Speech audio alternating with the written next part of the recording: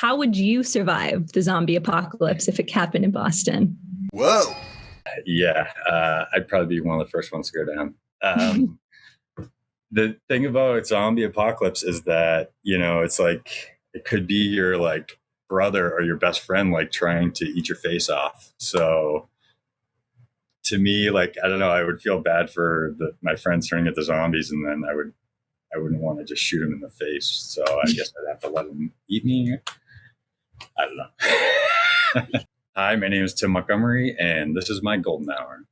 Hi. What's good? Hi. Hey. Hi, my name is Molly Walsh. Hi, I'm Becca Peasy. Hi, I'm James Delvin. And this is my golden hour.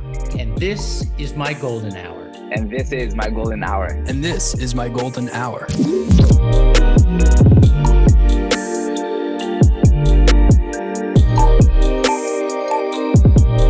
Whoa.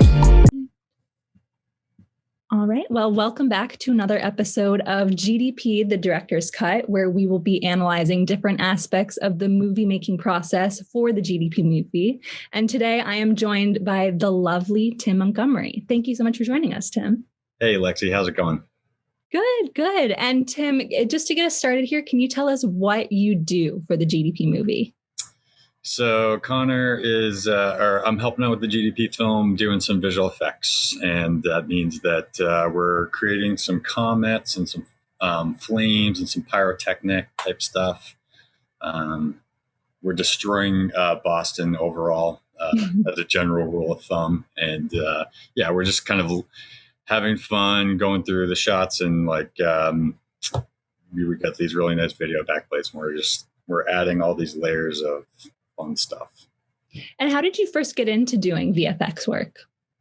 I have been working in post-production for over 20 years, and I started, my degree was in like broadcast, and so I had spent some time like in editing, doing editing and stuff like that.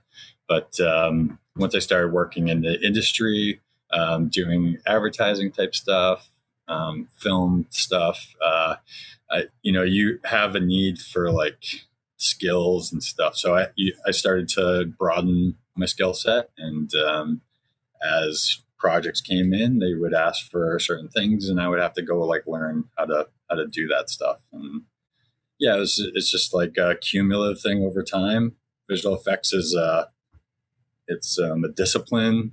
So there's like rules that you have to follow, but then there's a lot of artistic like creativity involved too. So there's a lot of stuff to learn before you can really kind of start to think about yourself like as a VFX artist. But over time, like it really is it's an interesting field.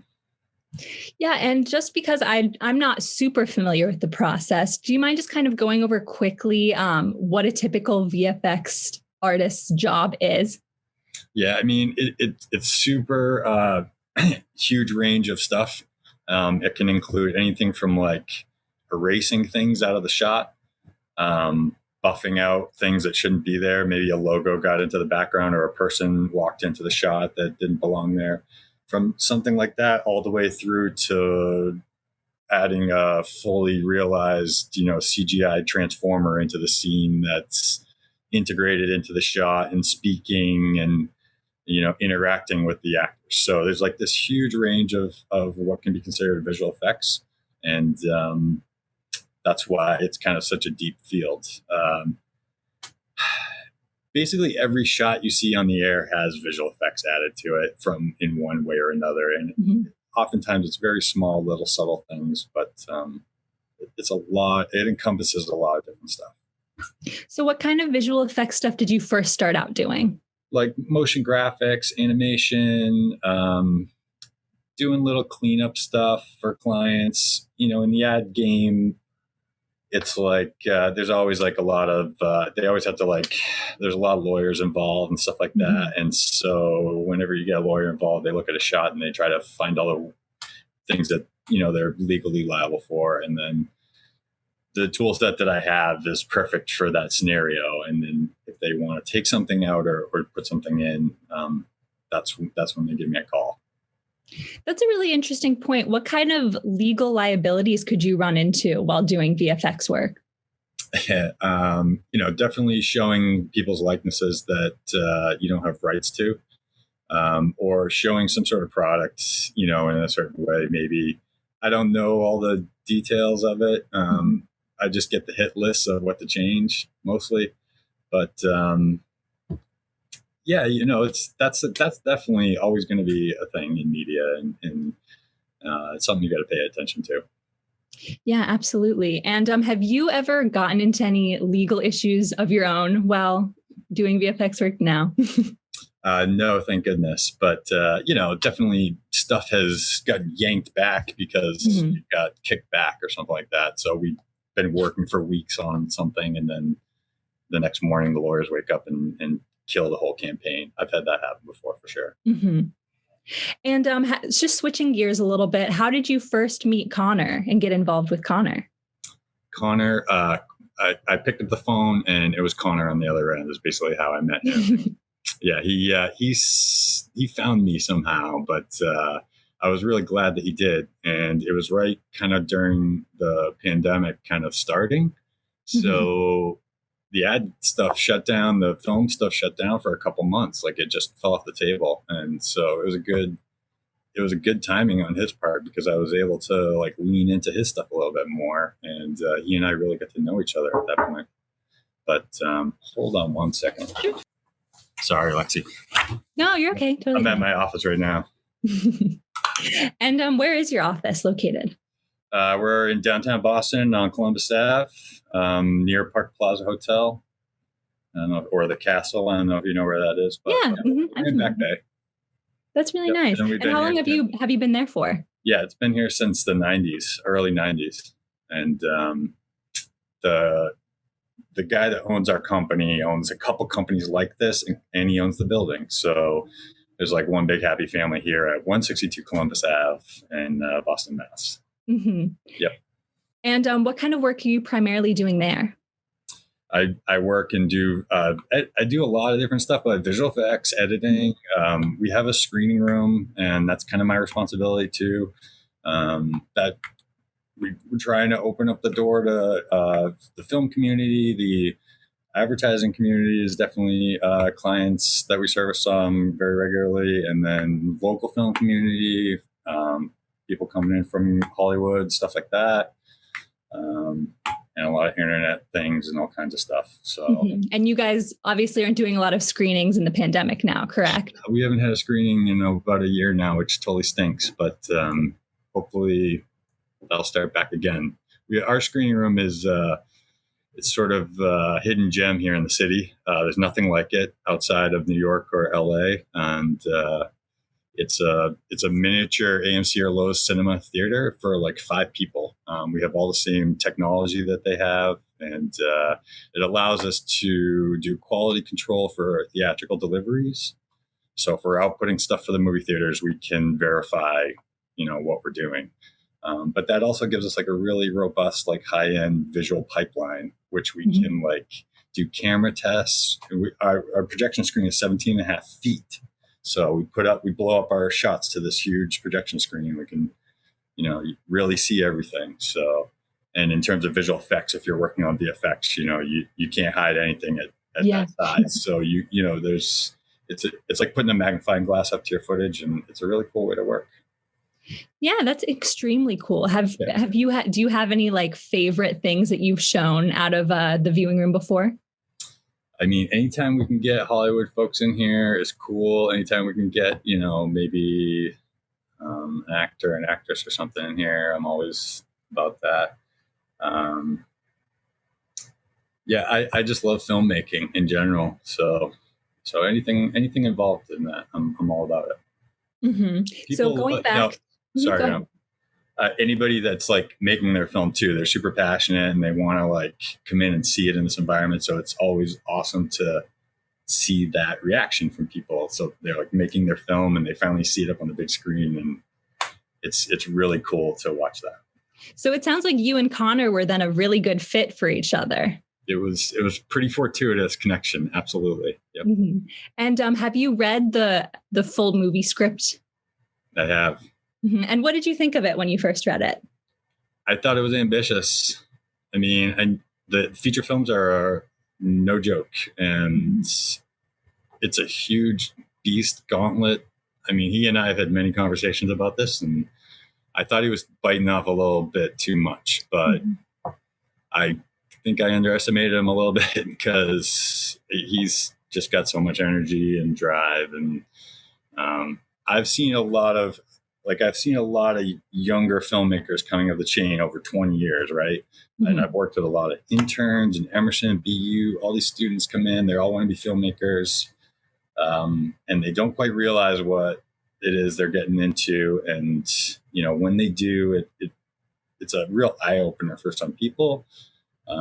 And some people kind of, it's a little bit much, or, you know, it's just too much. And I always assume that they're gonna not really be able to do it, especially the first couple times. But he seems to be breaking that mold for sure. And he's a smart kid. He takes criticism better than most kids his age I've seen, which is a really good trait. And he's just always thinking about everything, which is, I don't know, that's awesome to see from someone his age. And I'm looking forward to seeing where it's going to get him in the future. And you mentioned that you've worked with a lot of like up and coming and young filmmakers. What do you think that most people misunderstand about VFX or even just the film industry in general? Just how hard it is. Yeah, everybody. I mean, it's just extremely hard work, and you got so much competition out there. If you don't come with the hard work as your base level, you know, it's kind of like, forget it. The hard work, you have to be extremely hard worker as your base and then build off of that. And if you can't do that, you can certainly work in the industry, but you're never going to be like a breakout like I think Conor will be.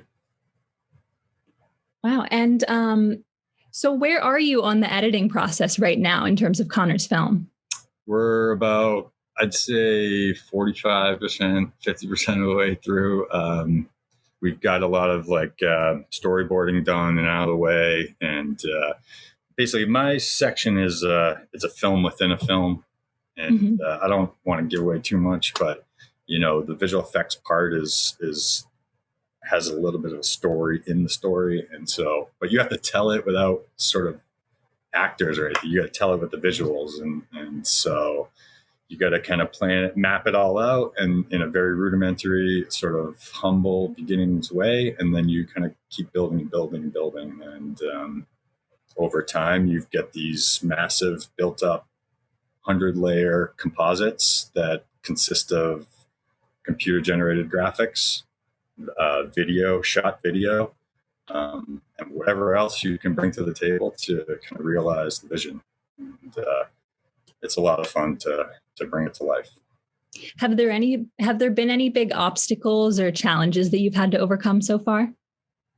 The biggest thing that we've been thrashing with, I guess, is just sort of the look and feel of things. So, because we're sort of art directing explosions. So we're like kind of creating the way the explosions look, the way they interact with the environment. So that's a really technical thing to do. And it's always a challenge every time trying to sort that stuff out. And then by the time it's also super render intensive. So once you have your formulas figured out and you hit go, sometimes it takes a couple days before you have a result. Wow. That kind of turnaround is, there's not really any room for mistakes in that. So if you wait a couple days for a render and it's screwed up, that's a couple days wasted. That's a serious time wasted. So you want to try to avoid that as much as possible. So you work really, really slowly, and then you up-res into this other world. And we're kind of working our way to that world. We're almost there. Yeah, that's that balance of science and art that you were talking about there. Yeah, for sure. So what do you think comes next for you after the movie? Hopefully make more films. I think that the visual effects, filmmaking, sci-fi stuff is where that's the direction I want things to be going in. So this is exactly what I want to be doing, and I would like to just continue that. Do you have any goals for 2021? Just to destroy the city and the film. And we got a couple other projects coming up in the pipeline. So yeah, always just kind of reaching for more stuff. That's a good segue, Tim. Our ending question that we like to ask all our guests. Of course, the movie is about a zombie apocalypse in Boston. So we want to know, how would you survive the zombie apocalypse if it happened in Boston? Yeah, I'd probably be one of the first ones to go down. The thing about zombie apocalypse is that, it's like, it could be your like brother or your best friend, like trying to eat your face off. So to me, like, I don't know, I would feel bad for my friends turning into zombies, and then I wouldn't want to just shoot him in the face. So I guess I'd have to let him eat me. I don't know. That was good. That you also got a good balance between science and art there. So it all ties together. I'll do my best there. Well, Tim, is there anything else you want to promo or plug before I let you go? Yeah, I'm just looking forward to the film and seeing it all come together. And it's a bit of a road, but it's a fun journey. So really looking forward to finishing the path with everybody. Great. Now there's fun talking about it here too. I appreciate that. Yeah, I had a really good time. Now there's just one more thing I need from you, and then I promise I'll let you go. Our intro and ending bit is we have you say your name. Hi, my name is, and this is my golden hour. And then after that, hi, my name is, and that was my golden hour. Does that make sense? Mm-hmm. All right, whenever you're ready. Okay. Hi, my name is Tim Montgomery, and this is my golden hour. Hi, my name is Tim Montgomery, and that was my golden hour. That was perfect. Wonderful. Thank you so much, Tim. You're welcome. Have fun. Thank you. Hi. It was good. Hi. Hey. Hi, my name is Marty Walsh. Hi, I'm Becca Peasy. Hi, I'm James Delvin. And this is my golden hour. And this is my golden hour. And this is my golden hour. And this is my golden hour.